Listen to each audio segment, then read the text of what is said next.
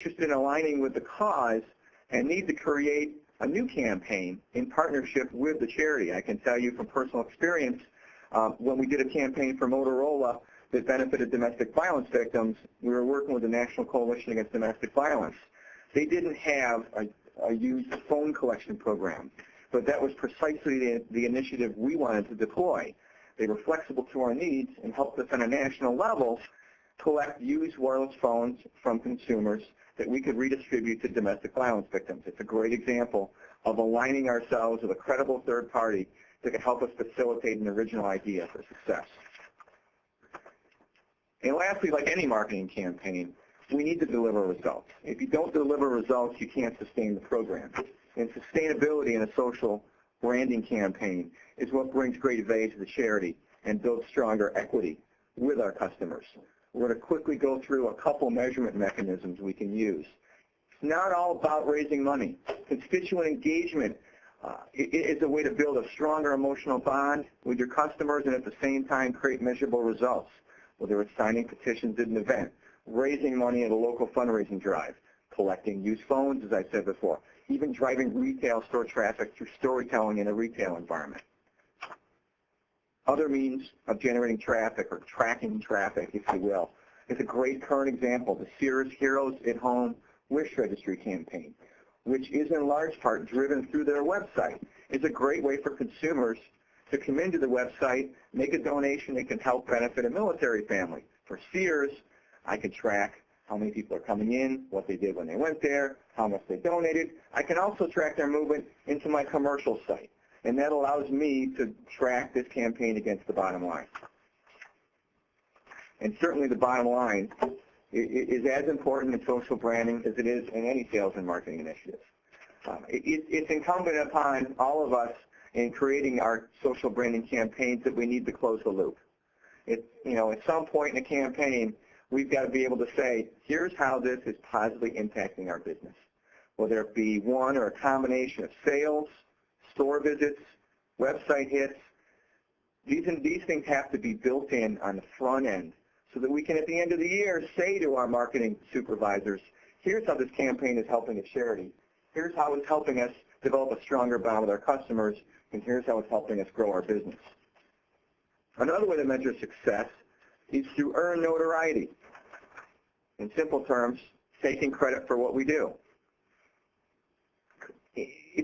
But it's not about publicity. Some of it may be publicity, but the strategy behind it is creating ways to tell people what we're doing. And again, it's not promotion, it's follow-through. We have an obligation to say to people, here's what we're doing. Again, it's promoting the value we're creating. It is as much promoting that we're doing it. You'll see on the upper left is a website we created for that trade association that administers the Missing Children's Program. This website allows its local members to promote their involvement in their local markets and allows the trade association a platform to market their activity on a national level.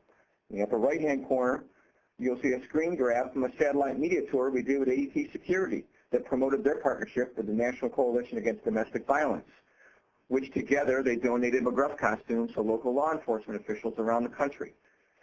At the bottom of the screen, you'll see a news clip. It's local market news coverage of grant disbursements to domestic violence shelters by Verizon Wireless.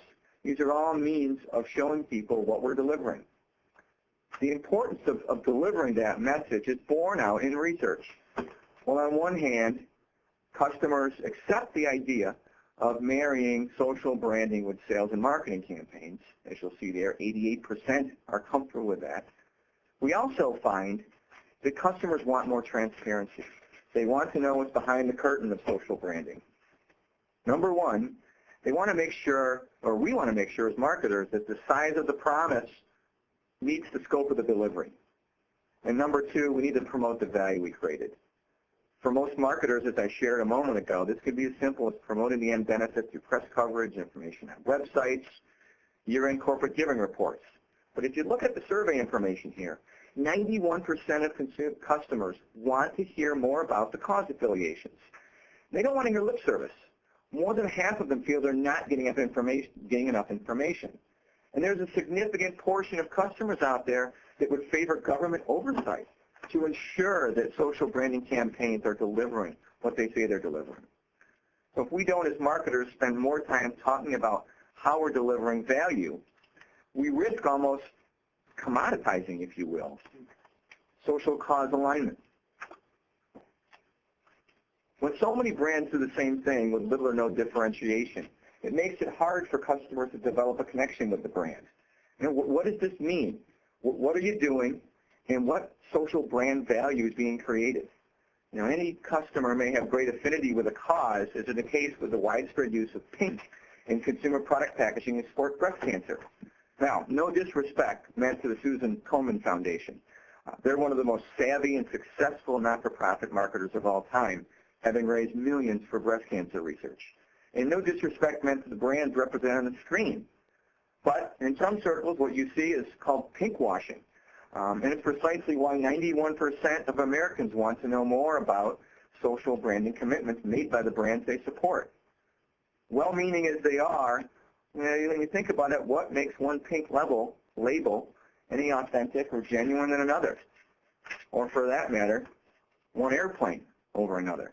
Now, again, no disrespect meant to Delta. I'm sure this is a very well-intentioned program. But if I don't know about it, and I don't personally, what does it tell me about Delta, other than their plane is pink? And the same can be said for environmental causes. This is what we call greenwashing. Now, the moral of this pinkwashing, greenwashing little advertisement here is to not say, don't color your campaigns pink or green. It's to make sure that we clearly state what our affiliation is with a cause, and again, we close the loop on the other end and articulate what we accomplish to support the cause. Let's quickly go through a bunch of different types of strategies relative to social branding. We talked about transaction-based philanthropy, as Greg illuminated with the Statue of Liberty campaign. But there are a number of other ways to do this as well. The next transgression of transaction-based philanthropy is what I call interaction. And a great, very current example of that is the Cook for the Cure campaign with KitchenAid. KitchenAid has one element of their campaign, which is if you buy this pink product, we'll give money to breast cancer research. But there's more levels to this that make it far more strategic and really interesting to look at. They have a whole social media aspect to it, where you can go on this website and interact with the breast cancer message. But even more so, you can go on the website, download almost a party in a box. The whole idea is to compel people on a local level to have neighborhood cooking parties where they share recipes, spread the word, raise awareness for breast cancer research, and raise money. It's a great campaign that shows how you can take transaction-based philanthropy and turn it into a more compelling engagement of the consumer. And when you talk about engagement of the consumer, the next step in that is what I call consumer investment. These are transaction-based, sales-generating programs that require customers to purchase a product, much like the other ideas we talked about, but they also compel them to take a more active role in the activity, and they lend themselves to good community building, kind of group fundraising, almost grassroots types activities on a local level that, as I said before, are often facilitated through an initial product purchase, but ask the customer to take an extra step to get involved. You're all familiar with the Box Tops Education campaign, I'm sure, that General Mills has been doing for 12 years. This campaign has raised over $250 million, and it's contributed to over 100,000 schools. Now, a month doesn't go by where one of my kids doesn't come home with a note from their teacher that says, do you have any box tops? Can you send them in with your kid? And guess what that's done? That's involved me, it's involved my child, it's involved the teacher, it's involved the school, it's involved the community. It shows you the consumer investment that General Mills has created that extends far beyond the purchase and creates that brand connection. Another wonderful campaign is the Yoplait Lick for Lids campaign, which has been going on for 10 years, where they're asking consumers to take the lid off their product, put it in an envelope, and send it in, and Yoplait will donate up to $1.5 million, as they have been for over 10 years now. And another example, the website in the bottom, is the Lead Denim Day. I love this campaign. It does not require a single product purchase, but what it creates is an incredibly strong brand. It speaks to what we talked about earlier about resonance, relevance, and results. If you think about who's the customer for denim jeans, it's a woman. How is pay $5 to wear jeans to work to benefit cancer relevant to their business? Well, they sell jeans. What are the results? Well, they've got a wonderful social media site where they create interactions with their customers. They give out